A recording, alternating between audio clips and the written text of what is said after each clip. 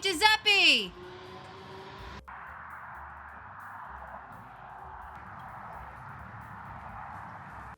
What's your artisans? Today we are teleporting to the 1950s and 60s and technically the 80s, restoring these two vintage handbags in order to, one, recreate Sophia Petrillo's trademark wicker purse, as well as an evening bag of the same time period that she might have used out on many a night in Miami with her fellow Golden Girls. It was considered proper etiquette in the 1950s and 60s to have different handbags for the daytime and for the evening. Etiquette guides at the time, such as Guide to Beauty, Charm, Poise, Beauty is Not an Age, and Accessories Around the Clock, prescribed women have different day bags and or bags for the office and evening bags for after 5 or cocktail hour. By the 1950s, daytime purses became larger and were meant to carry everything a lady would need for the day out and about running errands or at the office, while evening bags were smaller and meant for essentials like keys, maybe some money, a compact, and a lipstick, but that was pretty much it. It is also important to note that during the 1940s, women tended to use one bag for all occasions, as the war was raging on and austerity was the mandate of the day. However, once the war was over, the cost of manufacturing handbags became much cheaper, and prosperity was the mandate of the day, paving the way for the etiquette of having day and evening purses. Emily Post's etiquette book still prescribed the use of evening bags in the 1969 edition, stating that gold metallic bags were popular. My bag is a Loewe and Munn after 5. Loewe and Munn was a popular handbag manufacturer made famous for their convertible 3-in-1 purses. They launched their After 5 line of evening bags in the 1960s. Sophia Petrillo would have had such an evening bag in her wardrobe as a proper mid-century Brooklyn woman. On the Golden Girls, the gang's evening bags were featured many times on their many dates and special occasions, often matching their outfits. Straw bags were all the rage in the 1950s and 60s as a daytime summer bag. Dane Taylor was a manufacturer of such handbags. Founded in the 1930s, Dane Taylor was a major manufacturer of women's wear, shoes, and accessories. While I don't know the brand of purse that Sophia carried on the Golden Girls, I do know that Dane Taylor was a popular brand of such wicker baskets, and there were tons of other brands that made these bags as well, often made in Hong Kong. As a point of clarification, wicker refers to the weaving technique, not to the materials used. Synthetic and natural materials of all different types can be used to make a wicker basket. The purse I purchased is a Dane Taylor, which is why I showcased them in our little brief history. The bag is made out of natural straw that is encased in a clear plastic sheath. Sophia's bag was made of straw and sold at auction in 2009 for a little over $9,000. As you can see from the picture, it looks a bit worse for the wear. There you can see that they try to hot glue the handles back on. But hey, this was used in every episode of The Golden Girls, and who knows the conditions that it was kept in all those years after the show ended. And it makes sense that Sophia would still have such a bag in the 80s because clearly it was her favorite, and we tend to like what we like. My grandmothers were frozen in time, and I bet many of yours were as well, and you know what I'm talking about, the polyester. And it's kind of crazy when you learn that the bag was all the brainchild of Estelle Getty. It was her idea to have Sophia carry a purse everywhere, and she even went to a thrift store in Los Angeles and picked one out herself. Estelle had said that Sophia's purse was the last thing anyone could take away from her as she grew older and lost more of her possessions and her freedoms, hence her impulse to bring this with her everywhere. She wasn't going to let anyone take her bag out of her cold, dead Sicilian hands. And this was genius character development, and she was truly a master, Estelle Getty, as were Rue McClanahan, B. Arthur, and Betty White. And it's why it's such a beloved sitcom even today. And I'm a super fan of it, as many of you are as well. And so I know this isn't a time period I tend to hang out in a lot, but I do think it's important to go back to the 1960s because it was still over half a century ago. It was almost 65 years ago. It's insane to think of the time that went by. And also, it is a craft to repair things. And this is really a repair and restore project at the end of the day, because this wicker basket has a lot of things wrong with it. I got it really cheap on eBay because the bottom strap that holds the two sides of the purse together is ripped. The inside's a mess. Even the frame of the purse is coming apart. And there will have to be some fidgeting and work done to get this to look like Sophia Petrillo's bag. And I've never done this before to a handbag like this, so I don't know what I'm doing. I just have to go by the skills and techniques that I've learned over the years both contemporary and historic, to see how I can fix this and make it look like Sophia Petrillo's bag. You all might have seen my cosplay of Sophia Petrillo on the History of Victorian Wallpaper episode, link in the description and up there, where Sophia made an appearance talking about the Crystal Palace exhibition. But fear not, dear artisans, we will go forth and have folly, fun, learn something, make something beautiful, and restore something and bring this to life, saving it from the trash can, which is what we should be doing in the first place. So let me get my smock and let's get to it. First thing we have to do is do the repair, and then we will transform this into Sophia's purse. As you can see, it's not stable at all. It will fall forward. I've had it sitting here and it completely fell forward. It seems to be a little less unstable now. There's a piece of metal sticking out of the purse there. I'm gonna have to solder that back on. The bottom of the feet are a mess. I have to repair the leather and I kind of see how it's uneven, and I hear something moving around inside. I think it's something with the feet. So when we open the bag and it's ripped, you can see right through the bag. There's a hole here. It might be kind of hard to see it. My first step is to remove this, to clean it, and then to repair the liner. I'm going to remove the handles. I am keeping the latch, even though Sophia's was a very simple silvery latch based on the photos. I really like the lucite adornment on here. The first thing to do was to cut the liner out. It was sewn in with a very thick thread. It was almost like a twine. It was sewn between the weaves, so it was pretty easy to remove. My God, look at the dust. Oh man, oh boy. I'll probably be wearing a mask while I'm doing this. Oh my God, so gross. So gross. Oh my God. Oh, it was a penny. That's what was sticking around. Oh my God.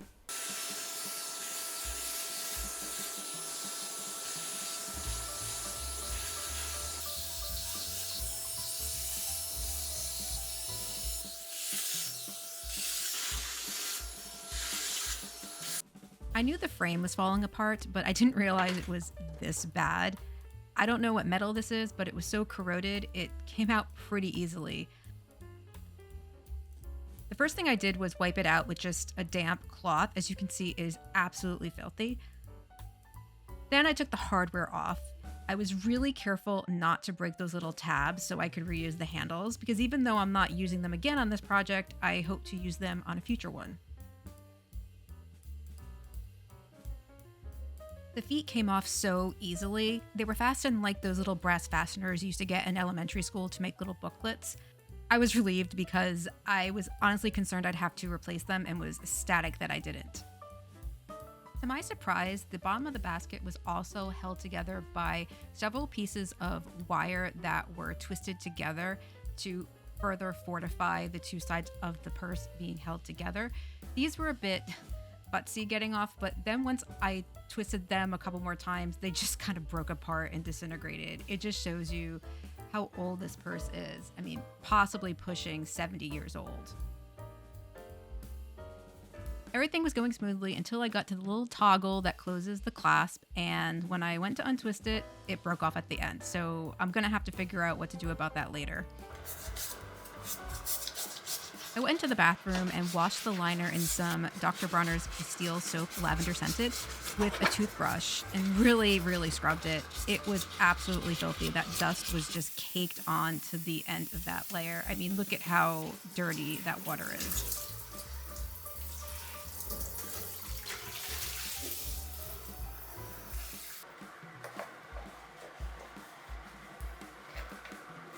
While the dirt came off, most of the stains didn't, but on a long shot, I thought I would soak it in OxyClean for a few days.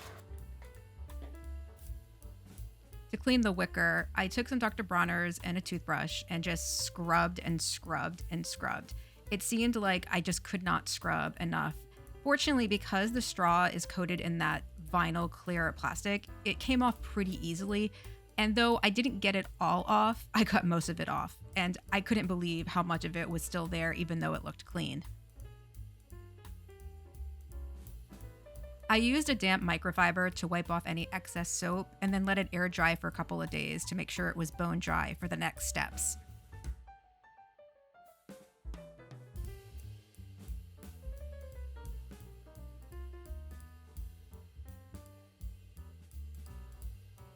Now it was time to add the beads. I used wooden macrame beads I found that were similar in shape and size. The ones on Sophia's purse are plastic, and I used wicker chair replacement twine that's made of some kind of plastic vinyl material that was really close to the color of the basket. On Sophia's bag, the beads were woven into the purse, and I could have done that here, but I was super afraid to unravel 70-year-old straw. So while this won't look exactly the same, it will be close enough. As you can see, I am weaving the beads into the existing weave of the purse. So hopefully this will be super strong and I won't have to use any kind of adhesive to hold the beads in place. As prep for the handles, I removed the bracket that will attach the handles to the purse and we'll be putting them in place where the handles will go. I'm doing this so I know exactly where to put the beads so they don't interfere with the handles once everything's assembled. As you can see, the bead pattern follows 2 beads, followed by 1 bead, followed by 2 beads. So I tried weaving it this exact way. I strung 9 beads going vertically down the purse because that's how many Sophia's had. And then I worked vertically, alternating between 2 and 1 beads, and just kept doing this up and down the purse. It was really futzy getting the replacement wicker into the weave of the bag. It was very challenging at the top where the weave is very tight. And this is actually the weave that is on Sophia's entire purse. It got much easier when the weave got wider and my little assistant came to help me out, but I had to kick her out and I felt really bad about it.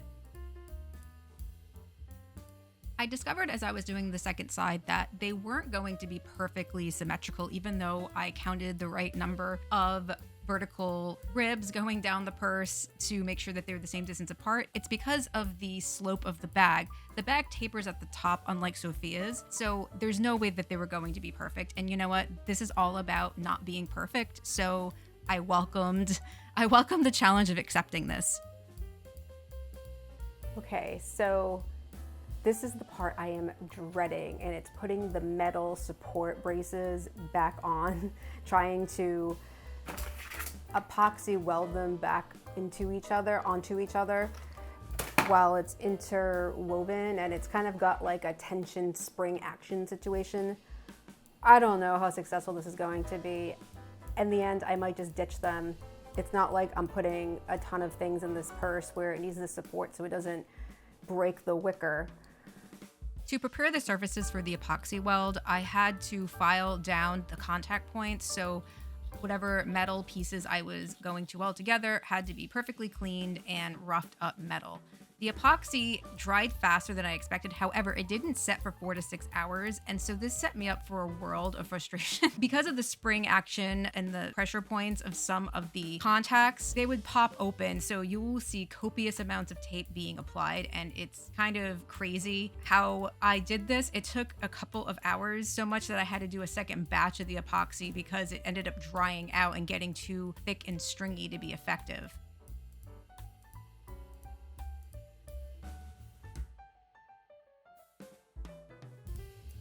While the wicker basket was out of commission for at least 24 hours, I decided to work on the leather replacement pieces. I only did the leather pieces at the bottom and not the one underneath the clasp since I broke it and I don't know if the repair is going to hold. First, I made a template out of the old one, and then I traced and used an X-Acto knife to cut the leather into shape.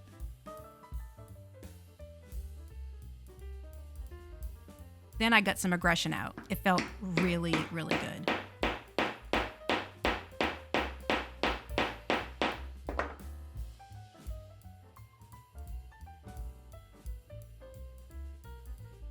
After a few days, I rinsed the OxiClean off. It didn't really do much, but at least I know that that bag is at least germ-free and as clean as it's going to get.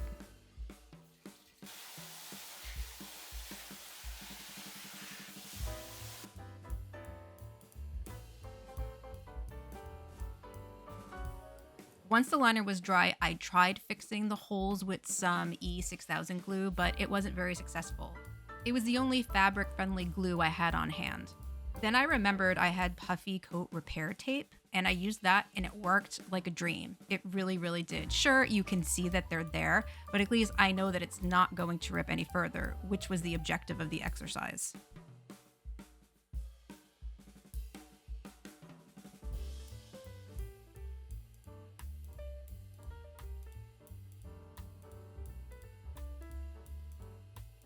It was nice to finally have a non-messy task where I could sit and watch Netflix.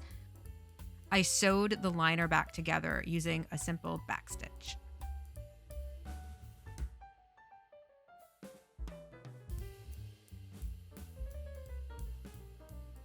I really regretted putting that much tape on the frame, but it had to be done, and eventually I got it all off.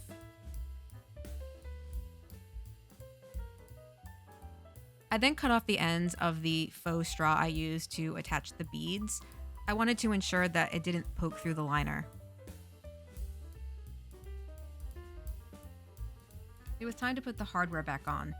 I started with the purse feet. Initially, I tried to put the two sides together with the wire, but it was too unwieldy. They kept falling down as I was trying to twist the wire, so I said to myself, the feet probably went on first, so that's what I ended up doing.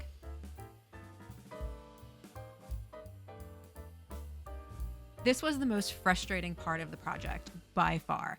I must have gone through 3 rounds until I got it correctly. I ended up just using 2 pieces of wire per side, and it was unbelievably awkward trying to twist that together once one side was attached. So it took a few tries, but I got it so it was fastened enough where that purse isn't going anywhere. The last piece was the clasp. I superglued it. It actually broke in my hand off screen. So then, with the help of my beloved, we soldered it. It was going well until, well, you'll see.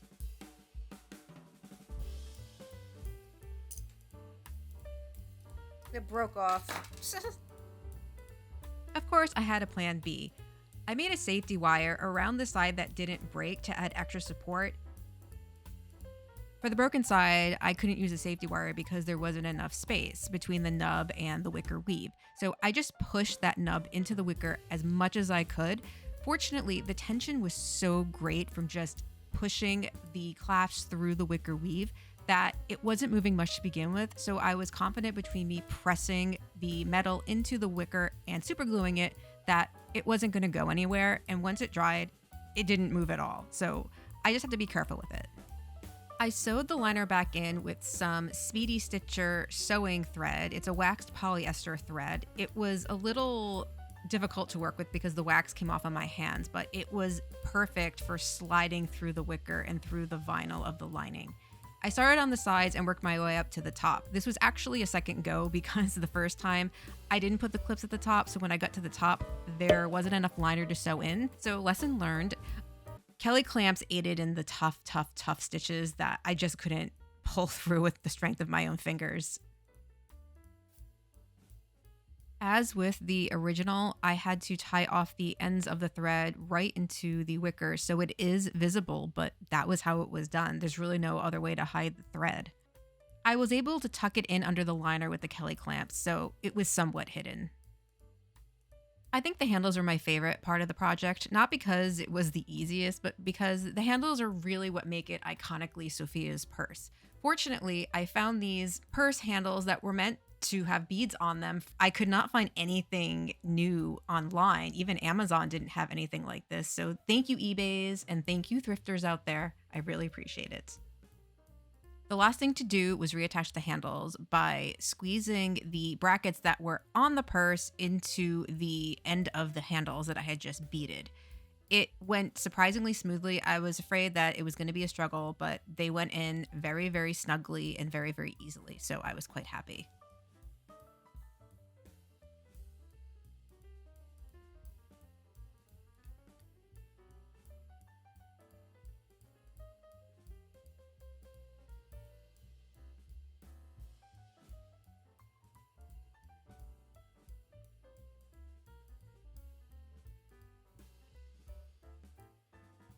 Don't worry, Binks, I didn't forget about the evening purse. Before our big reveal, let's see how I restored it. As you can see, this bag is in good condition, but aesthetically bad condition. It must have been stored between two surfaces that when it was extracted from the pile, the foil coating transferred onto the other surfaces. So the only solution here is to simply paint it. So it's really just 3 steps. Just wiping the purse down, which I did off camera, and then doing several layers of paint and then sealing it to a nice matte finish. When I first applied the paint, I thought it would only take a couple of coats because it seemed like even though I was putting on in very thin layers, it had good coverage. However, once it dried, it was quite transparent. So I lost count at about the 8th layer, I think it was. So yeah, it took way longer than I expected, but the result was spectacular. The bow proved to be a problem. I ended up painting it because it looked weird because the sheen isn't exactly the same nor is the color, but I had to come up with this twine and medicine bottle contraption to make sure that the layers didn't stick together because that happened on the first one. I thought there was enough clearance, but alas, there wasn't. I then sealed it in 2 coats of matte acrylic sealer.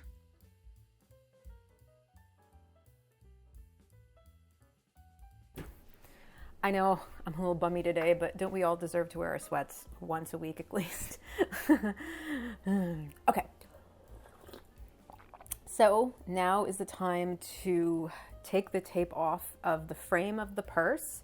I know I got some paint on it, so I'm going to have to do my good old nail polish remover routine and get it off of the metal frame and take off the twine loops that I was using to suspend the bow. It's not perfect. A lot of cat hair was sticking to, especially when I was doing the coat, the clear coat. I could not get it off. It was, in the paint, you can kind of pick it off with the paint brush or the sponge as you're painting, or even just with the tip of your finger, and even a toothpick. I was using everything. I was using Q-tips, toothpicks. It wouldn't come off, but at least I carry a little bit of my fur babies everywhere I go with me whenever I use this purse. All right, so let's do it. Let's see the damage. Okay, I'm excited. Yes! I must admit I am a little nervous about the edge. I mean, that's not terrible. See how you can kind of see that there, but I don't think it's really gonna be visible, but I can just touch that up with just a little layer of paint. That's not a big deal. See, this is where I'm super nervous, and I think I know what's going to happen when I take this off. Yep, see, this is what I was afraid of, but you know what? This can easily just be touched up, which is what I'm gonna do right now. You know, it's not terrible. I understand that the handle is going to be a different color, but I actually don't mind that look. I like kind of the two-toned look that it gives. I wanted some evidence of what it originally looked like, and since this is completely pristine, and I also thought it was going to be just too difficult to paint this and with my fingers touching it, so I'm really happy with how this turned out. Oh, I have to push this back in. I had pushed it out to do the painting.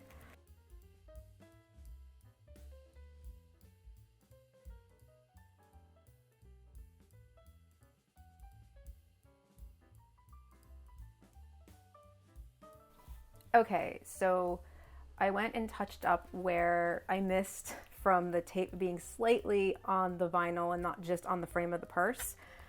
I think it came out pretty good. This line here, I'm not going to eradicate it unless I get some nail polish remover, remove it, and start fresh, but why?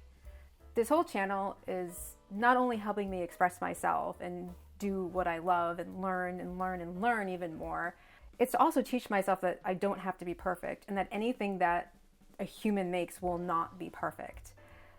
As I say in almost every episode so far, imperfections are a signature. So even though I'm kind of mentally beating myself up because I should have known better, I should have known to double check the tape, we all make mistakes. I had so much going on while this project and the Sophia Purse project was going on. And I want to get this video done and out. Not that it's about that, but it's been lingering too long and I don't need to bore you with how many layers of paint. I used acetone and paper towel to get the paint off the frame. I had the most control with the little pieces of paper towel.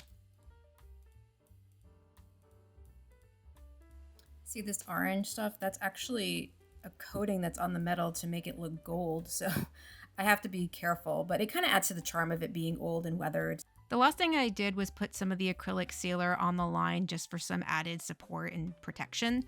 I'm sure I'm going to have to touch up little places here and there, but that's okay. I'm perfectly happy with how it turned out.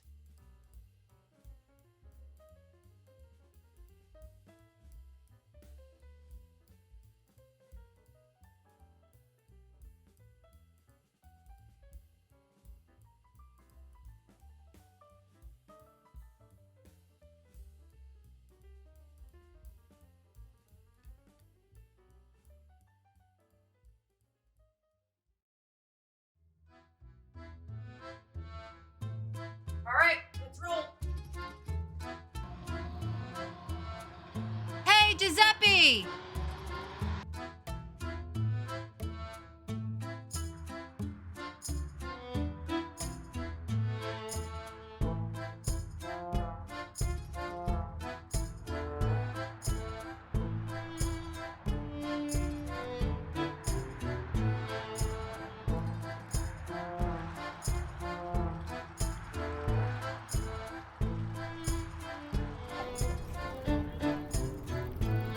What are you looking at, you botchagaloop?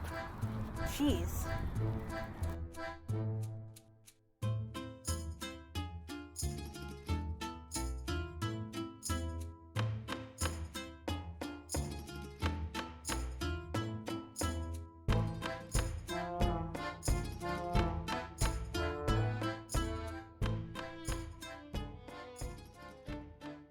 When I go, put me in a steel sack and leave me on the curb next to the cans.